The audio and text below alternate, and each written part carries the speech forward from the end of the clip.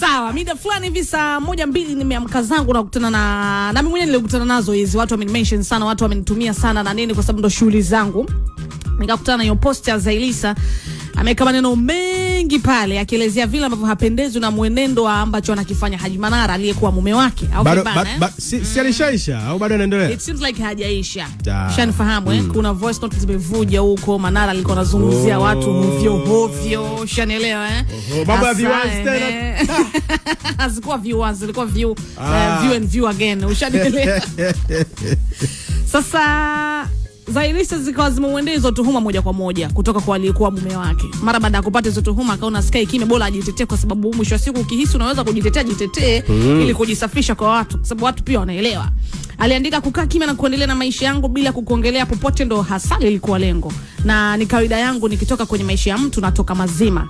Lakini naona baba unayazua mno. Please hebu naomba uniache tafadhali. Mimi sio mwanamke wako wa kwanza, mpaka umefikia huo umri una ndoa 6 na mahusiano yasiokuwa na idadi maalum. Sasa kuachana na wewe isiwe tena nongwa na kunifanya shimo lako la kutupa la takataka kuja kutupia kila uchafu wako. Akaendelea kwa kusema, unavyosema mimi ndo nimekurekodi na kuuza nipatie kodi, Allahu Akbar. Mbona simple tu, teknolojia imekuwa sana nowadays. I'm ready kwa gharama yoyote ile. Tufuatilie hizo verse zimetoka kwa nani. Usitake kunitia ubaya mpya. Mara hivi, mara vile, sitaki kiukweli. Yani unavyoendelea, unavyoniongelea hiyo, unavyoongelea hiyo taraka. Talaka azifu nilikuwa nataka sana hiyo ndoa. Bro, wewe shahidi. Kutwa ulikuwa unalalamika kuwa na kudai talaka kama wimbo wa taifa. Na ni kweli kuishi na wewe yahitaji mtu jasiri sana. Zailisa anaendelea kwa kusema, hebu niache basi. Kama nimeondoka na figo lako, kitu gani kwani? Sihusiki na hizo voice kukurekodi. Alafu usichokijua umejiweka kwenye kona mbaya mno. Una maadui wengi sana kutokana na mdomo wako mchafu.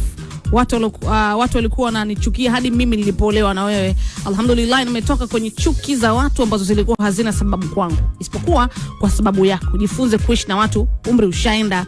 Wewe kila mtu kwako mbaya. Kila mtu gombani tu na wewe, jitafakari.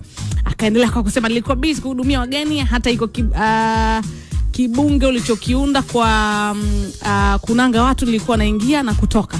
Leo hii kwenye kikao cha watu zaidi ya 20 uje useme Zainab mimi ndo nimekurekodi. Tafadhali bana, mimi ningetaka kukurekodi na kufanya unavyosema wewe, ungechanganyikiwa.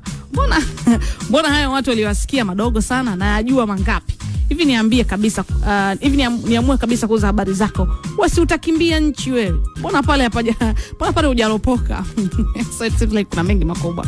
Haya, tuseme mimi ndo nilokurekodi na alo kutuma useme watu ni nani. Tena ulivyo huna uoga wala hisani, uchagui ubagui, unasema hadi wanaokupa riziki kamdomo. Afcas closed. Naomba kila mtu aendelee na maisha yake, tusifuatane. Umezidi bana, na uache kupigia watu wangu simu kutwa kunisilibia, wanakurudisha huko. Umekuta tu watu hawana huo uswahili.